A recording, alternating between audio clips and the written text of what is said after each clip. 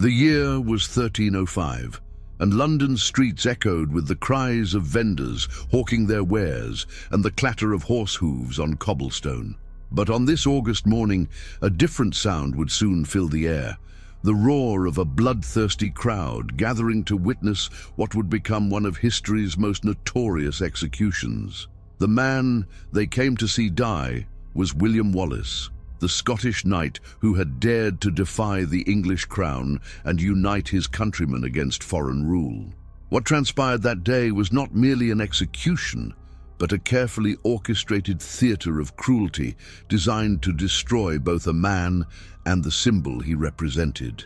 The popular imagination, shaped by Hollywood films and romantic tales, has sanitized Wallace's final moments into something almost noble, a quick death for a brave hero. But the reality was far more sinister and infinitely more brutal. King Edward I, known as Longshanks, had crafted Wallace's punishment not just as retribution, but as a message that would echo through generations. This was to be a death so horrific, so public, and so thoroughly documented that it would serve as a warning to anyone who dared challenge English authority.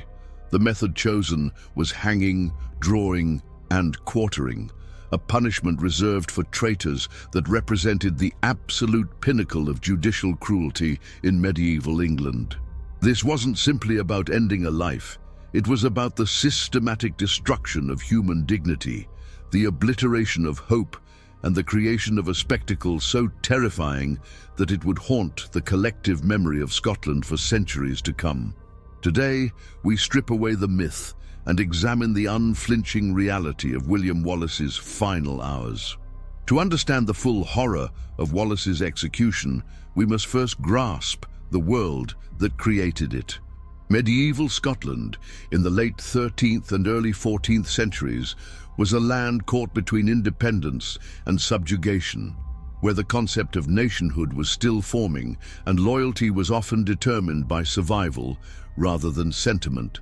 The Scottish Wars of Independence had erupted following a succession crisis, and Edward I saw an opportunity to bring Scotland under direct English control, viewing the Northern Kingdom as a rebellious province rather than a sovereign nation.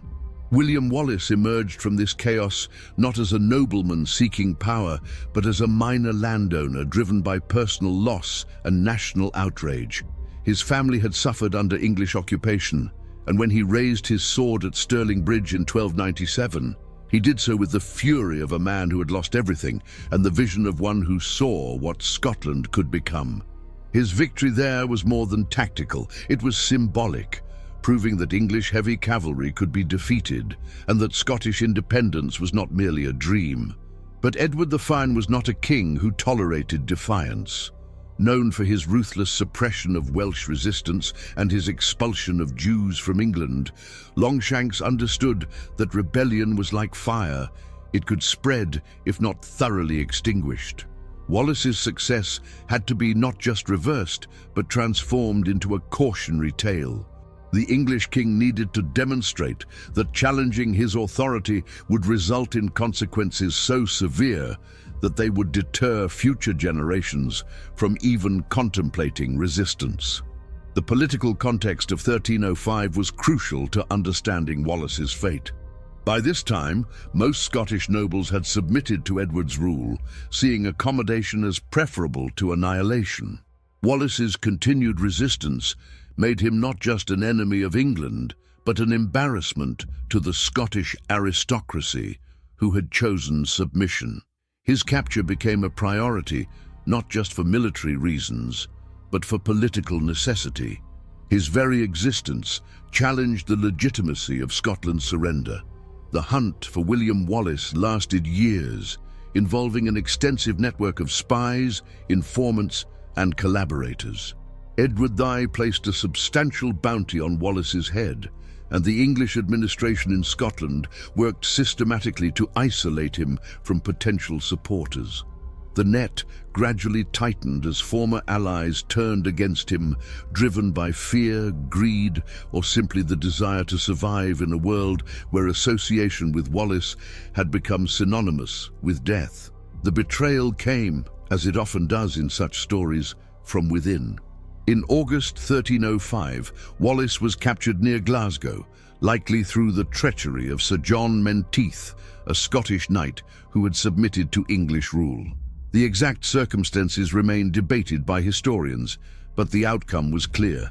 The man who had become the symbol of Scottish resistance was now in English hands. His capture was celebrated in London as a great victory, but for Edward the Fair, it was only the beginning of what he intended to be Wallace's ultimate humiliation. The journey from Scotland to London was itself a form of torture, designed to break Wallace's spirit before his final punishment. Bound and guarded, he was paraded through English towns, where crowds gathered to see the infamous Scottish rebel.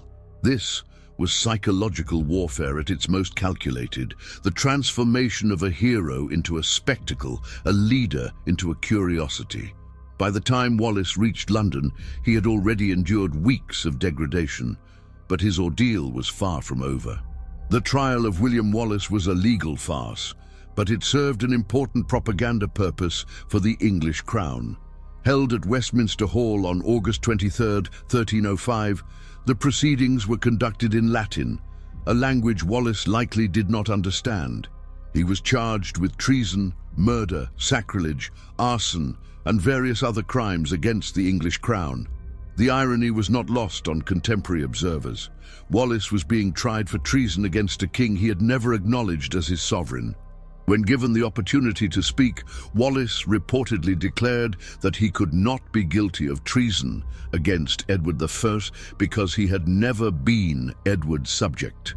This defiant response sealed his fate, though in truth, the outcome had been predetermined.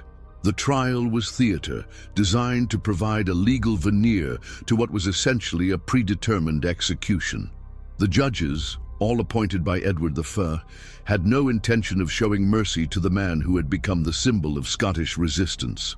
The charges against Wallace were carefully crafted to justify the severity of his punishment. Treason was the most serious offense, punishable by the full horror of hanging, drawing, and quartering.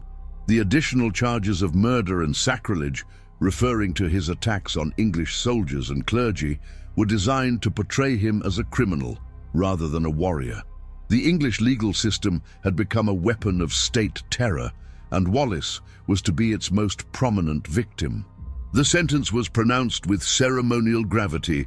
Wallace was to be drawn through the streets of London, hanged by the neck, but not until dead, disemboweled while still alive, beheaded, and his body cut into 4 parts.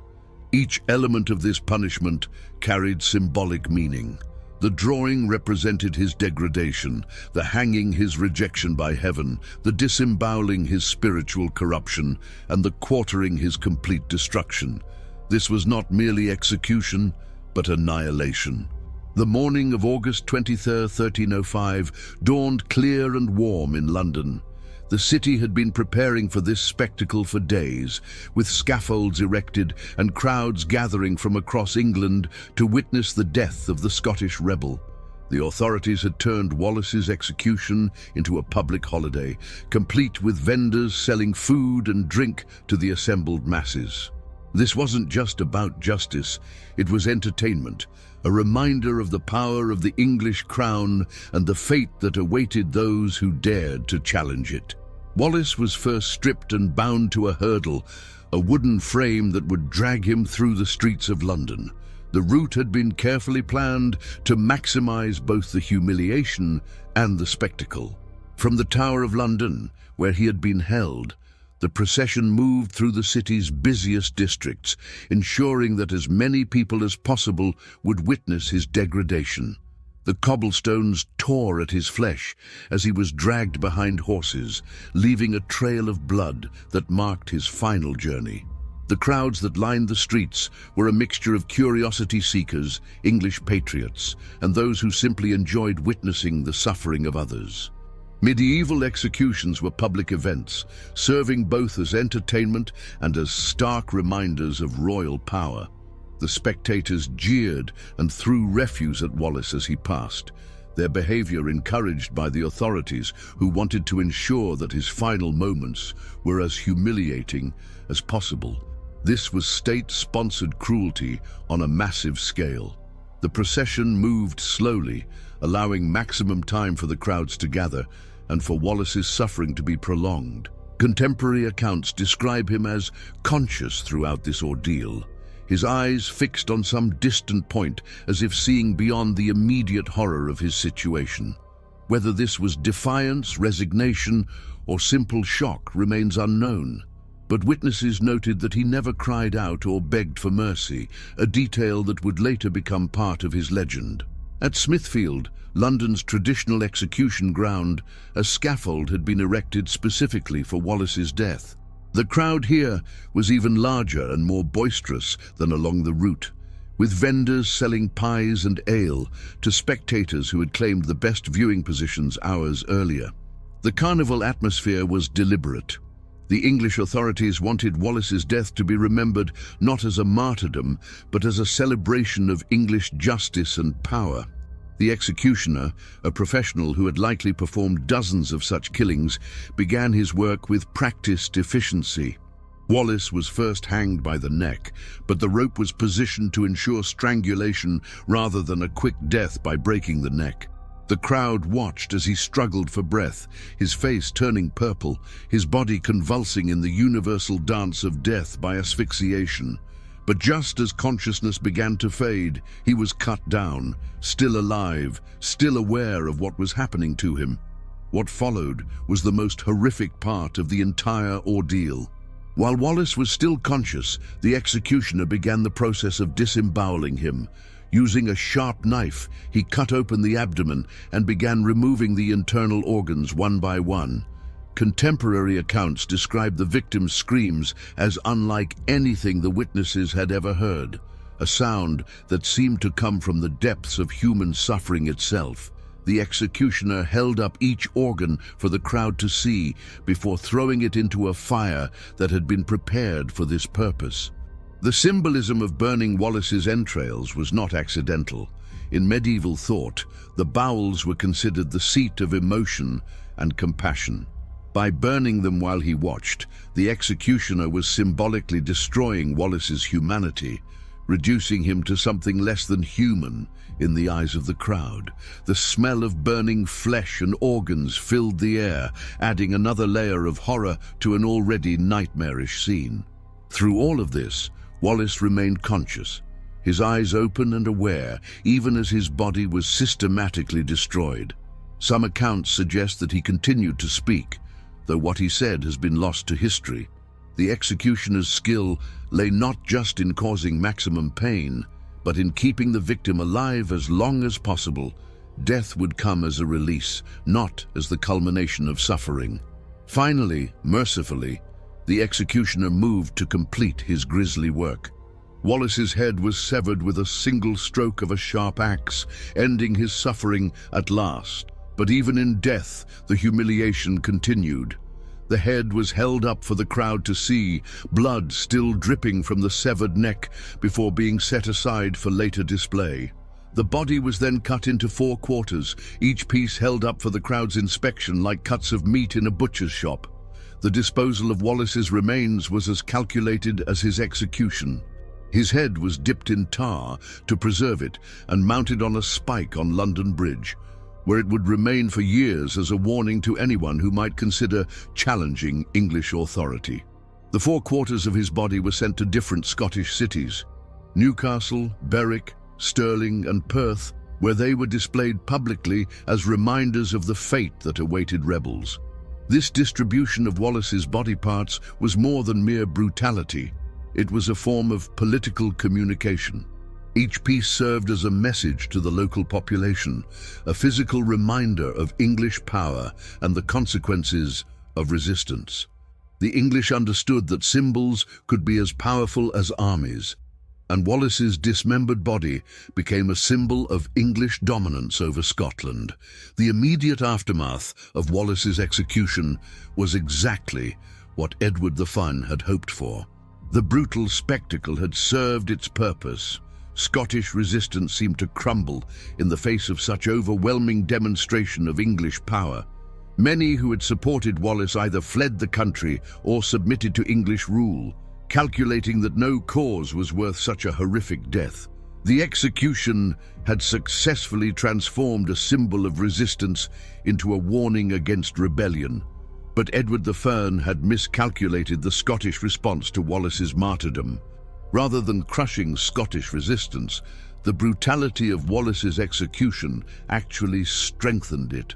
The very horror of his death became a rallying cry for those who refused to accept English domination. Robert the Bruce, who would later become King of Scotland, was reportedly moved to action by the spectacle of Wallace's execution, seeing in it the true face of English rule. The manner of Wallace's death also influenced the tactics of future Scottish resistance. The lesson was clear. Capture by the English meant torture and humiliation beyond imagination. This knowledge led to a more desperate and determined form of warfare, where Scottish fighters preferred death in battle to surrender. Wallace's execution had created a culture of no quarter, where mercy was neither expected nor given. The political ramifications extended beyond Scotland's borders. Other European kingdoms watched the Wallace execution with interest and horror, seeing in it a demonstration of English methods that could easily be applied to them. The brutality of the execution became part of England's reputation, contributing to the isolation that would later complicate English foreign policy. Edward I's message of strength had been received, but so had the message of cruelty. The historical documentation of Wallace's execution is extensive, drawn from multiple contemporary sources that provide a remarkably detailed picture of the event. The Lanarkos Chronicle, written by English monks, describes the execution in clinical detail, noting the crowd's reaction and the duration of Wallace's suffering. These accounts, while biased toward the English perspective, provide valuable insight into medieval attitudes toward justice and punishment. Scottish sources, though fewer in number, offer a different perspective on the execution. The Chronicle of John of Fordun portrays Wallace as a martyr who faced death with dignity and courage, emphasizing his refusal to beg for mercy or renounce his cause. These accounts, while perhaps romanticized, reflect the impact of Wallace's death on Scottish national consciousness and the transformation of a military defeat into a moral victory. The legal records of Wallace's trial and execution provide perhaps the most objective account of the events. These documents, preserved in the English National Archives, reveal the careful planning that went into both the trial and the execution. Every detail was documented, from the charges against Wallace to the disposal of his remains, suggesting that the English authorities understood the historical significance of what they were doing. Witness accounts from both English and Scottish observers provide additional layers of detail about the execution. Some describe the crowd's bloodthirsty enthusiasm, while others note the apparent dignity with which Wallace faced his death. These varied perspectives highlight the complexity of the event and its different meanings for different audiences. The legacy of William Wallace's execution extends far beyond the immediate political consequences of his death. In the centuries that followed, his story became a foundational myth of Scottish nationalism, inspiring generations of Scots to resist foreign domination. The very brutality of his execution transformed him from a failed rebel into a symbol of martyrdom and resistance that proved more powerful in death than he had been in life. The execution also influenced the development of international law and concepts of human rights. Later legal scholars would point to Wallace's treatment as an example of judicial cruelty that violated fundamental principles of human dignity. The notion that even enemies of the state deserved basic human treatment began to emerge partly as a reaction to excesses like Wallace's execution. The cultural impact of Wallace's death can be seen in the literature, art, and music that emerged in subsequent centuries. From medieval ballads to modern films, his story has been told and retold, each generation finding new meaning in his sacrifice. The execution scene in particular has become a powerful symbol of the struggle between oppression and freedom, tyranny and justice. The psychological impact on the Scottish people was profound and lasting. Wallace's execution created a collective trauma that became part of Scottish cultural identity, a shared memory of suffering that united the nation in ways that military victory alone could not have achieved. The horror of his death became a source of strength, proving that some things were worth suffering for and that dignity could be maintained even in the face of ultimate degradation. The method of execution chosen for Wallace, hanging, drawing and quartering, was itself a statement about the nature of medieval justice and the relationship between ruler and subject. This particular form of execution was reserved for traitors, those who had violated the sacred bond between king and subject. By applying it to Wallace, Edward the Fine was asserting that all inhabitants of the British Isles were his subjects, whether they acknowledged it or not. The public nature of the execution was equally significant. Medieval justice was theatre, designed to reinforce social hierarchies and political relationships through spectacle. Wallace's execution was perhaps the most elaborate such performance of its era, involving not just the physical destruction of the victim, but the psychological conditioning of the audience. The crowd was not merely witnessing justice, but participating in a ritual of state power. The detailed documentation of the execution suggests that the English authorities understood they were creating a historical moment. The careful recording of every detail, from the route of the procession to the disposal of the body parts, indicates that this was intended to be remembered.